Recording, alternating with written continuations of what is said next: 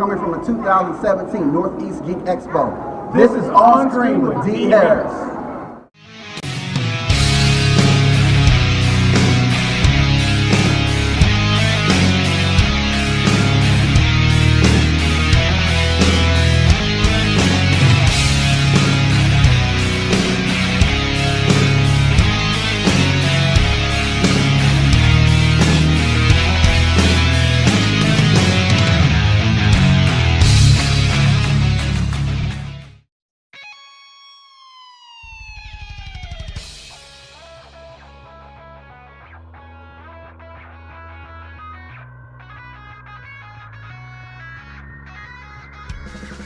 I'm here with Victor Dandridge, the hardest working man in comics. Now, for people who aren't quite familiar with your work, tell us a little bit about what you do. How long you've been involved? Just give us your background, the nitty gritty, the whole thing. So I've been self-publishing full-time through Vantage In-House Productions for the last 7 years. I've been an avid comic book reader since the death of Superman.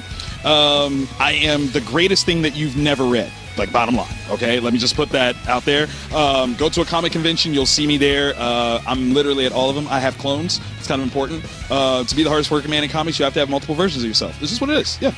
Which version are we getting today? The best one, the first one. I mean, you know, this is clone 0 here. This is the originator. So yeah, North East Geek Expo gets Victor Dandridge, not no clones. All right, now how long have you been like doing this stuff? How long have you been involved with like comic making? What motivated you to just get into this field? Okay, so I started my imprint 7 years ago.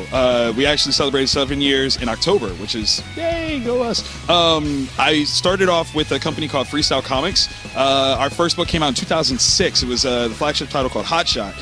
Those are like literally the first books that I ever had put out into the world. So you didn't really know my name under any circumstance until roughly 11 years ago. Yeah, so that's about it. Wow, well, you brought one of your bodies of work here, Trouble with Love. So we have Apex Prime here, Superman analog, has a wife, has a family, but then falls in love with somebody else. Ooh, drama, oh yeah. Years later, his son comes to him and is like, Dad, why? You know, tell me what happened. And he's basically explaining how human he is to his own son.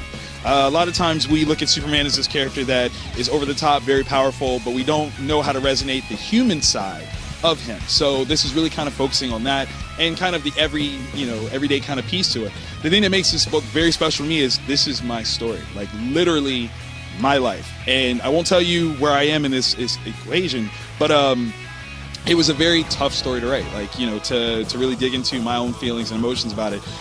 Man tears happen, I'm not gonna lie. Yeah, there's nothing wrong with man tears, everyone. There's nothing wrong with man tears. Never wrong with man tears. Man tears taste awesome. That's pain leaving the body. But we go even deeper when I worked on the sequel, which is called Never Too Late. So it's, yeah, there are more man tears, yeah, in abundance. All right, besides this, you got other stuff coming out. What can we be, what should we look out for? Ooh, I'm gonna give you some tea. Okay, so VIP Phase 2. We've got 6 new titles that we're launching. We've got Point of Authority, Family Ties. We've got Gloriana Pax. We've got The Samaritans, The Mantle, which is a sequel to our hit series, The Samaritan. We've got Vantage, which is the first flagship title that we're launching. We have Never Too Late, which is what I said before. And let's see, and we have The Night Watch, which is a little homage, a little love letter to Batman. So yeah, I'm coming up with some stuff, some things. All right, well, of course, we did a little talking before. You want to get yourself into more comic shops. What does everyone have to do to get you requested for those comic shops? Keep my name in your mouth, please. Like, go to your comic shop and tell them that you've heard about me and that you want my stuff. The thing is, okay, so next year we're doing a big push to get our books into shops legitimately. I'm not in previews. I don't go through Diamond. I'm an independent distributor. So what I'm aiming for is 5th week sales. So there are 4 Wednesdays that are 5th weeks in 2018, and those are the weeks that we're aiming to get our books in the shops. So go to shops, start talking to them, tell them to reach out to me at Vantage In-House on social media to say that they want to be a part of the 5th week sales campaign, because I want to send information to them. I want to let them know what we've got, and I want you to know what we've got as well. So yeah, 5th weeks, what?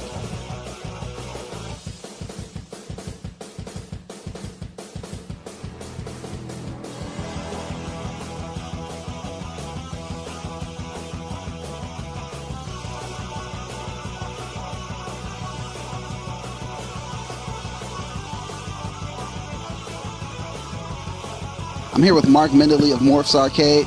Tell us a little bit about your VR experience. Right now you can see we're playing the Jedi game where you actually go in and pretend to be a Jedi who doesn't want to be a Jedi. If you've never done VR, it is completely different. You actually feel like you're there. I mean, it's pretty insane. Then from there I actually move on and I do a lot of the old retro games. I put together like the minis, and so you can play Sega, Super Nintendo, and all that. All right, that's pretty cool. Now, how long did it take you to like build your tower and get your VR experience fully operational?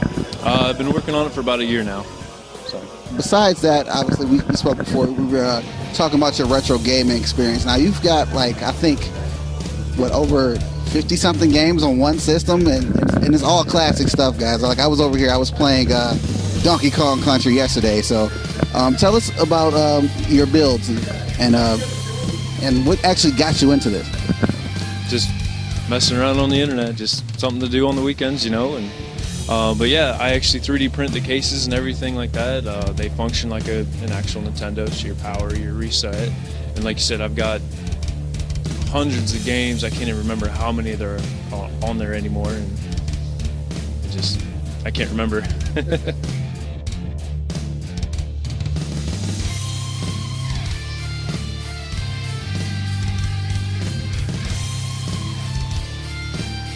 I'm here with the owner of Robot Zero Comics, Tony Capo. How you doing? Good. How are you, Dee? I'm doing pretty good. Well, we're here at the expo. You got all your stuff set up here. What's most popular in the comic world right now? Batman. Batman is super hot right now. He's got this miniseries called Metal going on, which have had all these evil Batman stories coming out in one-shots. And he's just got comic after comic after comic coming out. DC's really hot right now. Oh, man. Well, aside from that, I mean, we've gotten like Wonder Woman, Thor just came out. It's a lot of comic book stuff and superhero-related movies coming out. How has that impacted the sales or the popularity of what you already have in stock? Oh, there's a lot of the movies absolutely generate interest in characters. We've had a lot of people asking for Thor stuff today, Batman with Justice League coming out soon. So yeah, the movies definitely help out selling comics, definitely. All right, well, you have comics. You also have a lot of action figures and other things like that. How can someone who wants to get in contact with your store, order something, or even just as a walk-in, how can they get in contact with you? Funny you asked. We just launched our new website, actually. It's robot-zero.com. We're also on Instagram and Twitter as Robot Zero, all spelled out with an underscore at the end, or facebook.com/robotzero. All right, man, thank you for your time. I'm here with Tony Meyer. Now, we spoke last year, you were in cosplay, but this year you have your own table dedicated to the Federation. Tell us about the Federation and its purpose. All right, well, the Federation is a Star Trek fan group, actually founded originally in Ohio. The Federation president and founder lives in Huron right now. He founded it in the Elyria, Amherst area. We're the only Star Trek fan group that is blessed by and helped found by Gene Roddenberry. His family is still involved. And our mission is really basically to have fun, but also go out into the community and help people. We try and do a lot of charitable activities, community service work, neighborhood cleanup type of stuff. That's a really awesome thing. Is there any contact info on how we can find the Federation? Absolutely. We're online at trekfederation.com. You can email just about anyone in the organization. My email address, I'm the officer in charge of all the chapters in Ohio, is geo1@trekfederation.com. Membership is absolutely free. That didn't used to be the case, but earlier this year they got to a financial point with the 501c3 filing and some properties that we own that they were able to make all the administrative costs come from merchandise and donations, so membership is free now. All right, man. Well, thanks a lot.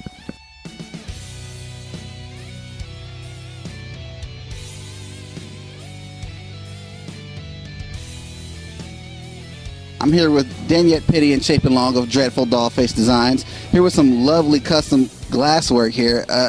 What made you get into this field? Honestly, needed a rent payment and was out of work, so since I'm pretty good with art, I figured I'd give it a shot. Okay, now what's the process that goes into making these? Every glass is hand painted. The glass is selected. The design is custom drawn out to fit the glass, both with size and wrapping around. And then I take and start with the black lines and fill in the color. Now, what's the most popular type of glass? Like, you got beer mugs, wine glasses, all that stuff here. What's the most popular type that you've been selling? It's not the type of glass, it's the design. The most popular one that we have, it's called Kaboom. It's a Harley Quinn sitting on a bomb. Everybody loves that. That's been one of my biggest sellers every year. I'm here with Jeremy Freeman. He's worked on some of your most favorite comics that's out there. I'll let him tell his story. Yeah, I've worked for Marvel, DC, Image Comics, Tokyo Pop. Worked on Cable and Deadpool for 3 years. Worked on Fantastic Four, Hulk, all kinds of things. What's some of the some of your favorite but most popular projects that you've done? Yeah, anything with Deadpool is always fun to do and very popular. So he's a great character because you can do anything with him. Especially with that new movie coming up, seems like you're probably going to be doing a lot more of that. You've been doing like commissions and a few other things. So if someone wants to find you to have a commissioned photo or some comic art done, how could they get in contact with you? They can check me out at 10tonstudios.com. They can also find me on DeviantArt and Talus at DeviantArt.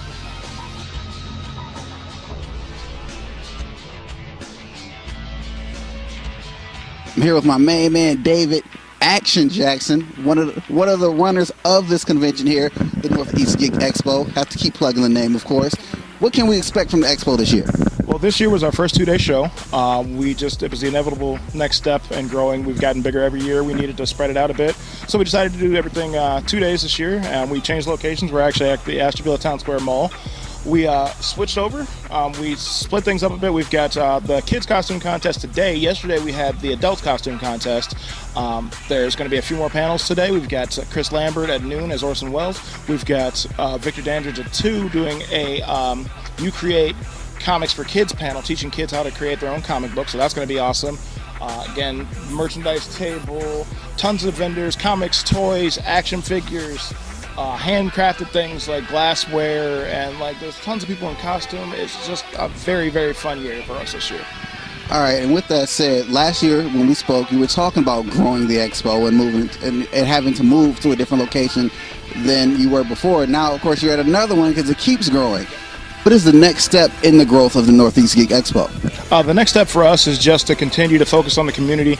But as far as growth, we want to get like more well-known vendors in, to continue with the vendors we have already, of course, but then get like maybe a few more people for panels. We had the Northeast Ohio Ghostbusters yesterday. We had the Northeast Ohio Umbrella Corps yesterday as well. Stuff like that is pretty cool, to get the fan groups in here and to see the kids' reactions. We had like 3 kids dressed up as Ghostbusters walking up to the Ghostbusters group yesterday. That was awesome. That's the entire point of it. So we want to get like more of those fan groups. We want to get more of the artists, more of the people, more of the talent out of like the Cleveland, Ashtabula area and the PA area. We're going to try to focus on just expansion and growth. This location will be good for at least another good while. We have plenty of room, plenty of space still, so there's always more for us to look forward to. It's just a matter of getting it done. All right, and this year, you and I have talked extensively about, cosplay is not consent, and that's a very strict rule this year, as it should be at any convention. Explain to everyone why that's so important. There are several factors with it. As much as you could be in costume sitting down on your break having a sandwich and somebody snaps a picture of you. That's not cool. Like, if I got a burger stuffed in my mouth and I've got my helmet off, please don't take a picture of me right now unless you ask me and I'm like, yeah, it's cool, this is a candid moment, that's great. But if you just take a picture of me when I'm sitting, that's not cool. If you stop a cosplayer and they're like, oh, hey, yeah, you can have my picture, I'm dressed, I'm ready, I'm standing in front of the photo wall, that's cool. But there's also the, truth be told, the sexual harassment issue of it. Absolutely, man. There's the issue of, like, girls wearing costumes, and there are people that have things that they like to say or things that they like to do or touching them or anything. That's a problem. Or men wearing costumes. Like, if you walk up to me and you like my costume, that's cool. If you walk up to one of the girls and you like their costume, that's cool. Compliment them on it. Take your picture, walk away. You don't need to interact with them if they don't want to interact with you. And if they say no, leave. End of story. With that said, as we progress through this convention here this year, what can we expect for the rest of this weekend? Again, like I said, we've got Chris Lambert coming up with the panel soon. We've got Victor going on, and we've got the kids' costume contest. Just tons and tons of vendors, everybody having a good time, everybody having fun. There's Retrocade from Erie. They're here set up to do video gaming. We also have the Immortal Beast streaming their gaming in the next room over.